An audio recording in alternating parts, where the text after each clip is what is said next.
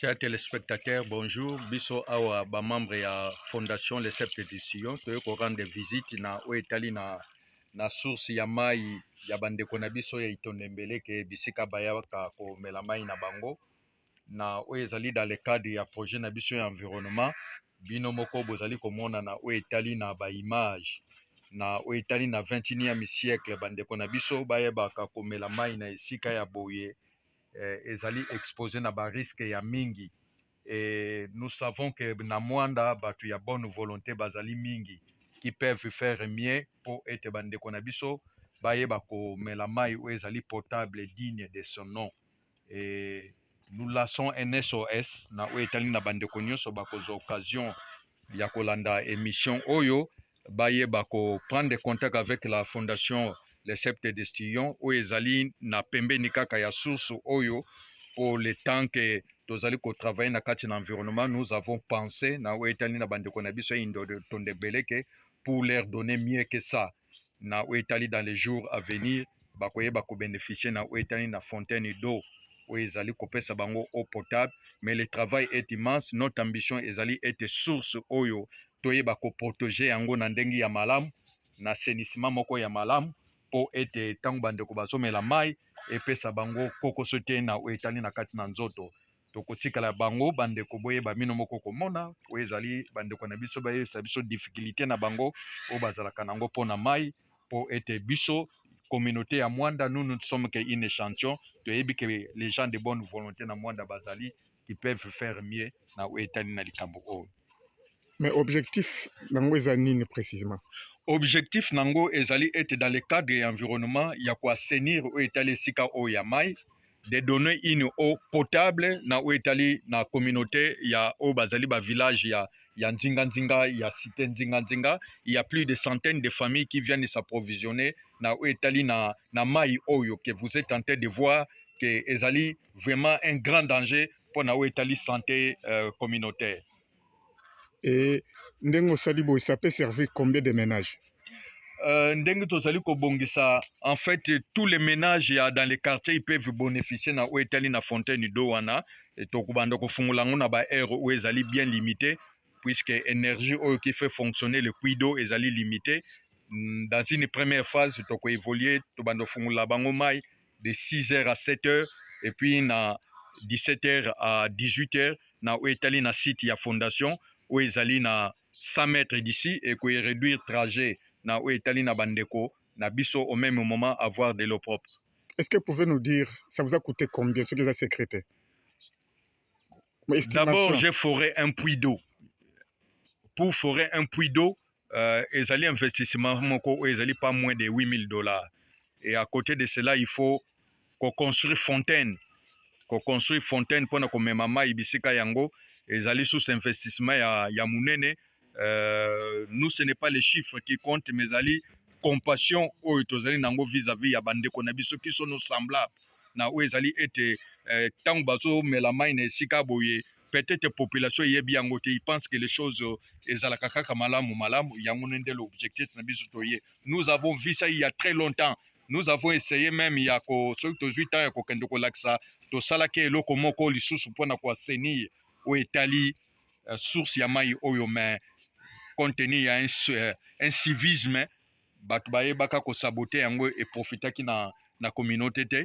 Et maintenant que le temps est venu là, nous avons eu à Oetali de faire un puits, un forage d'eau et fontaine pour na Oetali ko pesa aussi l'occasion. Nous espérons que communauté oyo ya côté ils vont comprendre l'importance ya likambo yango pour na bayeba ko travailler la main dans la main na Oetali ete quartier oyo e ba kozwa valeur na kati na territoire na biso ya Mwanda. Ces quartiers que nous nommons aujourd'hui cité de l'espérance ici, puisqu'il y a une espérance que moi je vois na kati na cité oyo.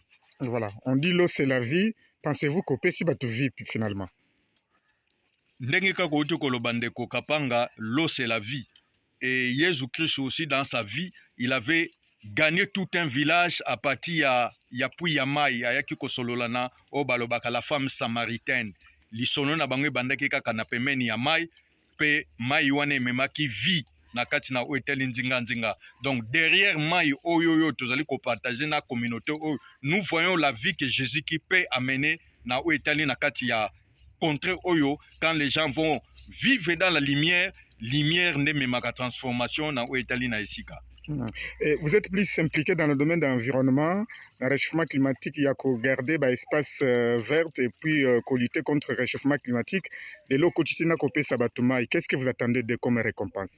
Comme récompense est que chacun de nous puisse y travailler pour aller de l'avant. Ndengo moni concession ou ezali à Mounene, laisse-moi te dire Kapanga est que nous sommes déjà dans notre 10e année. Tu travailles dans le silence, petit à petit. Nous pensons qu'il y a plusieurs pierres. La fondation est ouverte à tout le monde. Moutinho soyebi etenga na quelque chose à donner.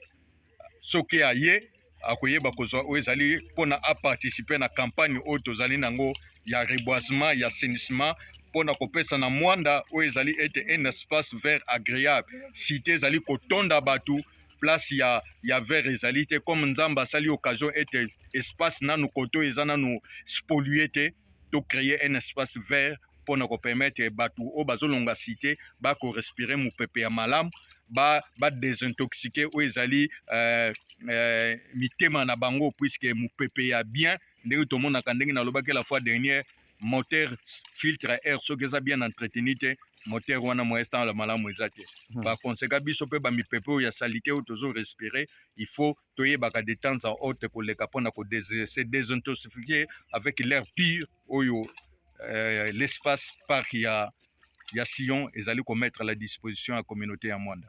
Et finalement, Maï est opérationnel quand? Moi, j'attends simplement l'autorité officielle à la population, puisque la population est aïe. Biso étant qu'individu, nous ne pouvons rien. La population est aïe. Il faut que l'autorité aille bénéficier na oetali kopesa yango na population. Alors, je voudrais qu'on avance ensemble nangati na place bandeko bazali. On va leur faire vivre un peu. Ndeko pusana pembenyi. Tomoni awa pusana pembenyi ya cordon. Tomoni awa na esika na source esika toye pona ko faire vivre bato musalo mwana mboka Richard azali kosala. Yo za elenge oye ako kosokola bilamba kotoka mai me kalate mai ezokoma ti pembenyi ya bandako na bino. Réaction na yo ezani. biso mpe tolobi mai ezala mpo tosepela ntina bakote ya ndako kuna toyaka bakoto te mpo mai oyo ebebaka bata mosusu toyala moi mai ebebi moye kotoka mai eza te yango toza na mposa mai ekomela biso meme ntina bandako mpo tosepela. Merci. Et bongo sikoyo mutu alobeli asali bino musala na nini jamu gende tubasamu na yende tomi tuba kaka merci sam na ntina esalela betu plina sam bitike kwaka nikana sango me bubu ya memona yani premier jour ka memona yani merci me to bilandi. Merci beaucoup. Madame mbote na ngei Mbote. toza wapi précisément wapi petu keda Toza na Kadeza, na rivière Kadeza. kala te mai ezokoma na bandako na bino samu na bokasi ya papa Richard Mbumba esengo na yo eza ndeni Tosepela mpo tosufrir na mai oyo bana mike mpe bakitaka koto batoki bamosusu na mapapa mai yango ezalaka bien te vraiment tozosufrir mpona mai koto. Donc eloko asali eza malamu mingi tosepela mpe nzambe apambola ye. Et puis na bakondi nini nzambe geni to basamu na bakondi oyo bakosunga ye peut-être implication na bango mpona pembeni na ye basunga ye mpe mosala ekende liboso parce que abimisi kame mbongo ebele to basali na kikongo basungana betike esepela so bamisungana na nini précisément na mamba maza na mamba maza imeni kwandi merci beaucoup dizina nge nani Beya ngeke habitant ya quartier yayi nini quartier avenue Kankala précisément wapi quartier ni Tonembele ka ok merci beaucoup jeune fille bonjour ça va dizina nge nani Chris ngeke bien papa Richard. Alors, on va clôturer parce que yoki badoléance ya population apparemment tout le monde baza content. Bazo espérer que bakokita isusu awa te pona koya kosala musalo bazo sala awa banosala mona bandako d'ici là dans quelques jours. En fait, mission accomplie bi ozana na début ya mission na yo. Je suis encore au début de la mission puisque le travail est immense. Notre souhait serait qu'un jour, Fontaine Yango ait se multiplier dans l'Italie dans les secteurs. Nous sommes au XXIe siècle. Il y a des hommes de bonne volonté et des femmes de bonne volonté na kati na Mwanda. Oyo, ils doivent les besoins fondamentaux. L'eau et l'électricité, normalement, ils ont besoin constitutionnel. Les gens de la régie des eaux, les gens de la SNL, ils ne doivent pas se contenter de la facturation de la cité à Mwanda. Ils doivent venir déceler les besoins de la population pour y apporter un soutien.